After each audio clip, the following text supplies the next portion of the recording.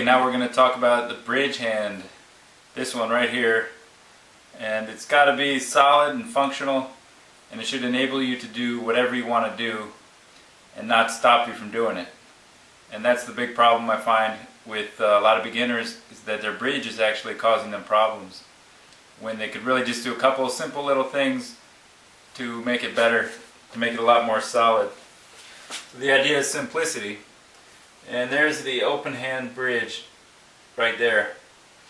And the cool thing about the open hand bridge, it's very versatile. You can actually get backspin by hitting the cue ball low.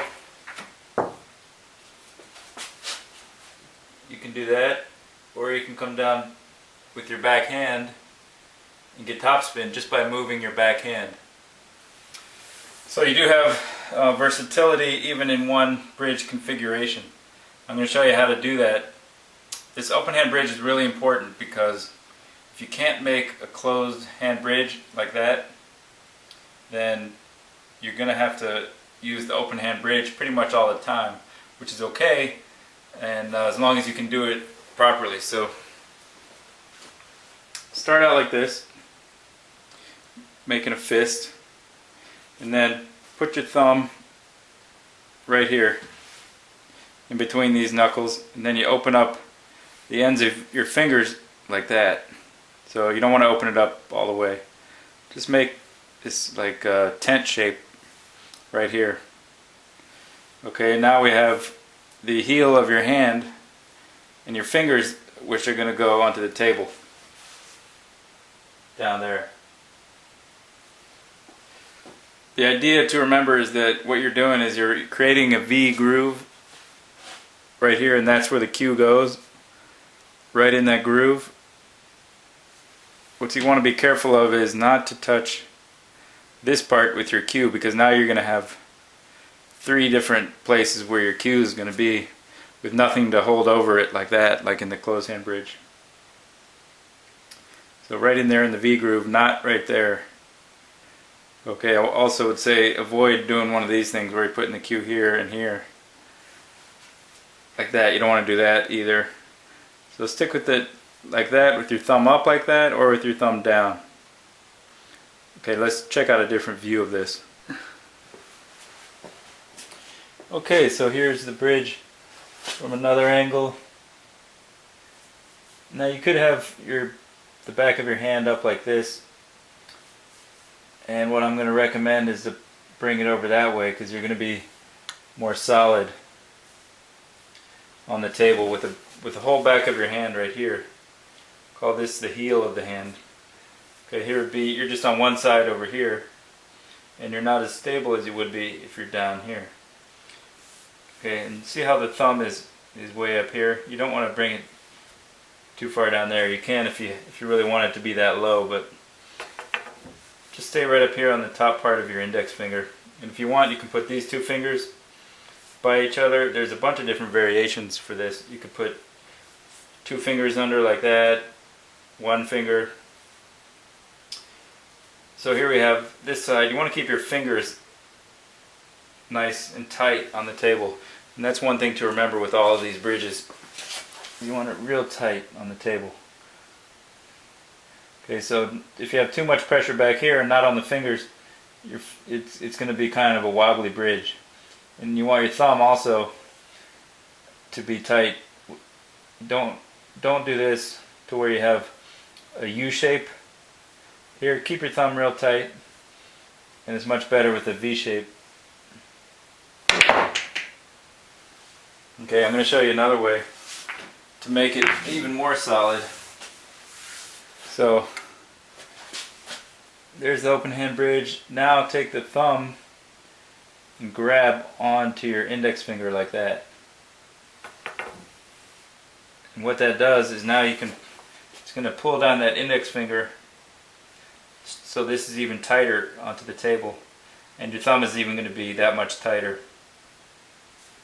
And now your cue is going to go parallel pretty much with that part of your thumb. Now first, when you first try this, it's going to feel funny because you're used to having your thumb up like that.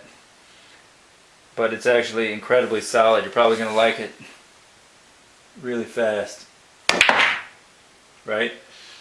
And there's a lot of adaptations that you can put this open hand bridge into, which you're going to need. So say you're trying to shoot over a ball like this. It's basically the open hand bridge up a little bit higher.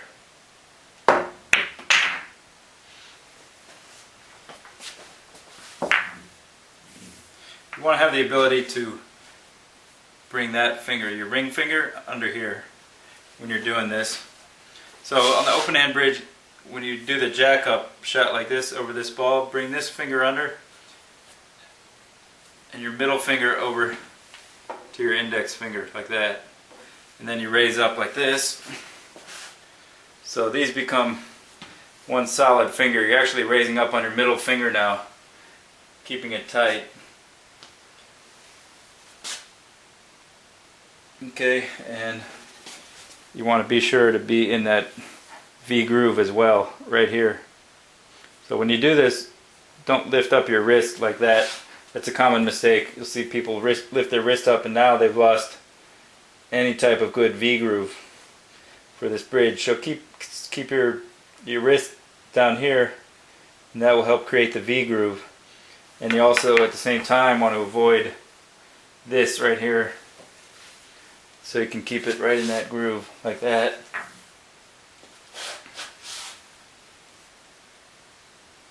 Okay, and now I have nice pressure. You can see how my finger's bending backwards. Even if you can't do that, you want to keep it nice and tight on your fingers.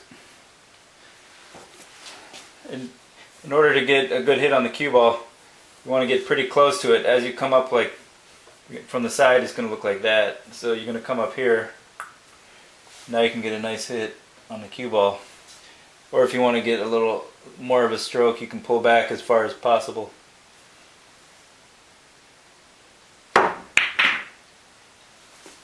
Like that. Okay, now in my book Zen Pool, I have a chapter in there called Bridge Language. And in there I talk about how you need to be fluent with your bridge hand and be able to form your different bridges quickly and easily and effectively. And basically not spending a lot of time trying to figure out what to do, which of course is normal any time that you start something new or you're just learning something.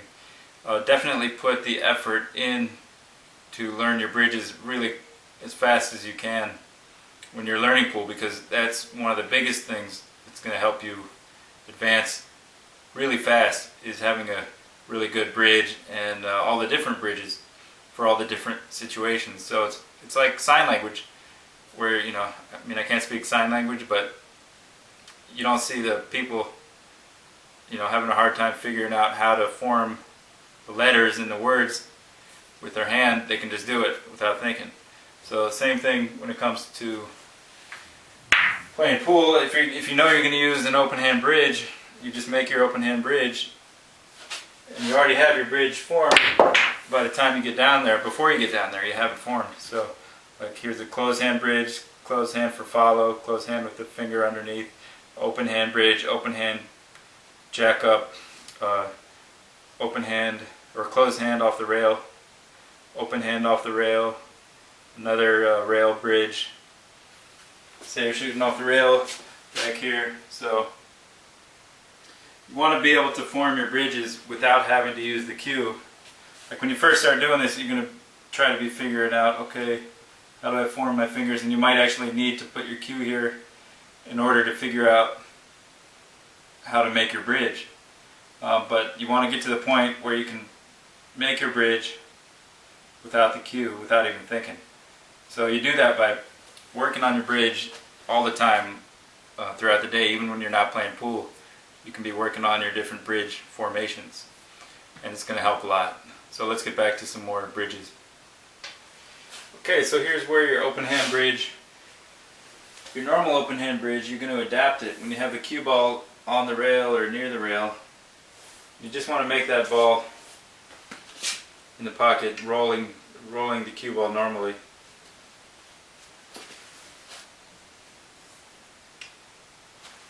Okay, so here would be the normal open hand bridge. If you do this, now what that forces you to do is pull way back up here on the back of the cue, and now you're shooting down on the ball. And we don't want to do that unless we decide to do that, because by shooting down on the ball, putting a little side spin is going to cause the cue ball to masse curve offline, and it's not even going to hit your contact point. So we want to dictate the angle of the cue, so that's what we're going to build our bridge around. We want the cue to be almost level, not quite level, and then we're going to bring our hand up underneath that without popping it up. So we're just going to come right to where we're underneath the cue, touching it with our V groove right here. So I have it's on the thumb, and it's touching this part of the hand right here. And I even have it on my finger as well when I do the bridge like this. This is one form of the bridge, and then you just follow through like that. So you'll have different tables, different shapes over here. Most tables are going to be out a little bit further. So here we don't have as much room to work with as far as being able to use the rail.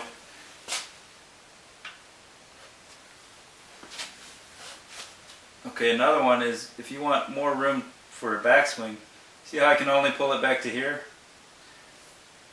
Now if I put my fingers like that, I can get a little bit more backswing. Say I wanted some more speed.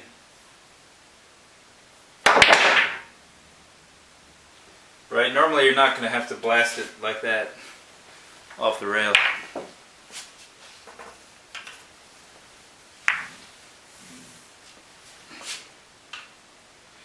Okay, so another one, you have this, it's an adapted closed hand bridge. You're really not going to use that one until you get out here off the rail, and that's when it's real common, right in here, which is a perfect bridge. And here again, we don't have a lot of room. If we were on a Brunswick or a diamond, we could actually put our hand down flat like that. The palm of our hand, the heel of our hand, we could put it right down here like that. We still can, but we have to wrap it around here in that case.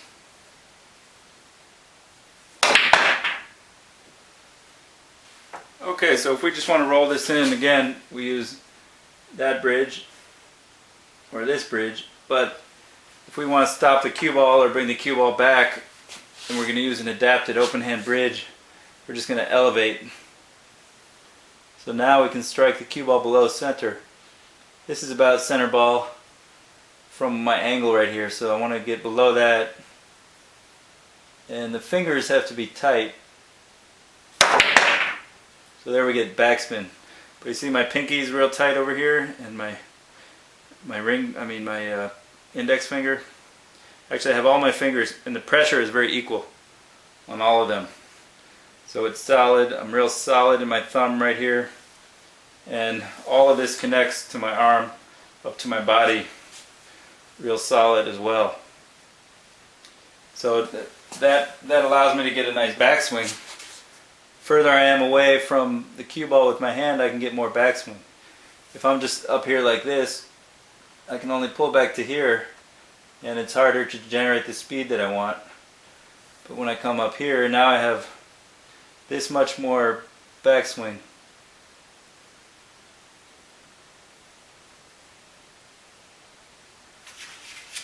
Okay, here's an interesting variation of the open hand bridge. See how I have all this, the stack is in my way. I just want to make that 5 ball right here, and what I'm going to do is get up like this with my extended open hand bridge on my middle finger and my pinky finger. But I find I would like a little more height than that, so I'm going to get up on my ring finger. I find that right here, the ring finger gives me a little extra elevation.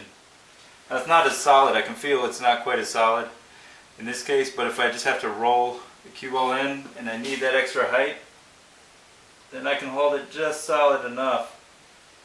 Or, you know, I feel like maybe that middle finger is fine, but I don't want to hit the 4 ball, so anyway. There we go, we got a shot on the 1 up in the corner. So you have to be creative with your bridge hand, and there's a lot of different variations you can do in order to be effective. So let's see, say I had even more balls in the way over here. Let's see if I can hit this cue ball from way back here. Okay, you see that? Right, I could probably come back as far as this if I had to. Or I could come in here. You gotta be kind of like a spider in between balls sometimes. And of course you don't want to foul. Right? We have that shot. Let's see. Sometimes there's only place for like just to put one finger sometimes. So we have some more balls over here. Right, this is pretty extreme. But ideally you're going to have a place to have 2 fingers at least on the table. But just to give you an example. Okay, here's another example. I got to come in over here and drop in over these balls. Right here, I still don't want to foul on those, so in this case I'm going to make sure that the heel of my hand is up enough away from those balls. And notice how my stroking arm is free from my body. Think back to the section on stance, and I have basically the same alignment for my upper body, even though I'm sitting on the table and my right leg, my right foot is on the ground. I'm stable, I'm balanced, I'm solid on the table. There's a bunch of different ways that this is going to come up where you have to stretch and somehow manage to keep your upper body alignment even though the table's in your way. But the thing you want to remember here is keep your upper body alignment the same so you have that nice stroke and follow through. Okay, so let me show you the close hand bridge now. I'm going to start with the fist again, and I'm going to open up my index finger. Now I'm going to put my thumb right here on the side of the middle finger, and then I'm going to open up the middle finger like that. Now my thumb is on my middle finger way up in here, so you're not down in here. Put it way up in there, nice and tight on the middle finger. Now you can open up those fingers. Keep it tight right here. Now this one, you're going to do that. You have the option to curl your index finger like that and put it tightly on your thumb.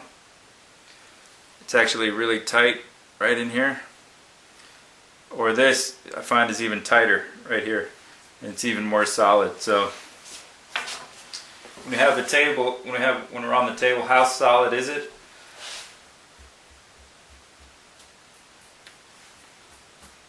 Okay, so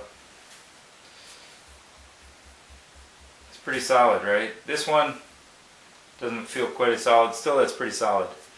Okay, there's a few different variations of what you can do with the closed hand bridge. Here I have the heel of my hand on the table, both sides. You could potentially turn it over a little bit so you're on that side, and you maintain weight on your pinky, your middle finger, and on this side. So you still have like a tripod with your hand. I prefer to be over on both sides of the heel of my hand, right here. So with the cue it looks like that. And you can get that down as low as you want to the table. Say you're doing a draw shot, you want to hit the ball real low and have a level stroke. In this case, although you don't have to be perfectly level. The idea of a level stroke, having a level stroke all the time, is kind of a myth. So let's put some chalk on it. So here's another variation where you lift your hand up off the table. Keep these fingers on the table. So you could do all 3 fingers, or you could put that one underneath and have your pinky and your middle finger on the table. Okay, the idea is that you want to have equal pressure on both sides, both fingers. That way you don't want to be over here, you're going to be imbalanced. So have equal pressure, and you can even put a lot of, not too much weight, but enough weight to make it nice and snug you can see my fingers changing color. That's because I'm putting some weight in there and my fingers are used to handling this. You want to really work with your bridge until you can handle some pressure like that. So either 3 fingers or 2, but that's for more of the follow shot. You want to hit the ball high, so you can have all fingers out like that. You can have this one under, you have the palm, the entire hand down on the table. So that's what it looks like. So try it like this, where you have your finger up in the air and you have a good bridge with just your thumb there. Or you could take your thumb off and you could have a good bridge with your index finger there.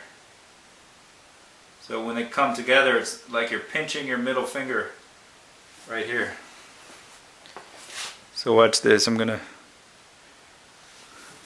squeeze right here, and there's about the size of the hole that you want for your bridge.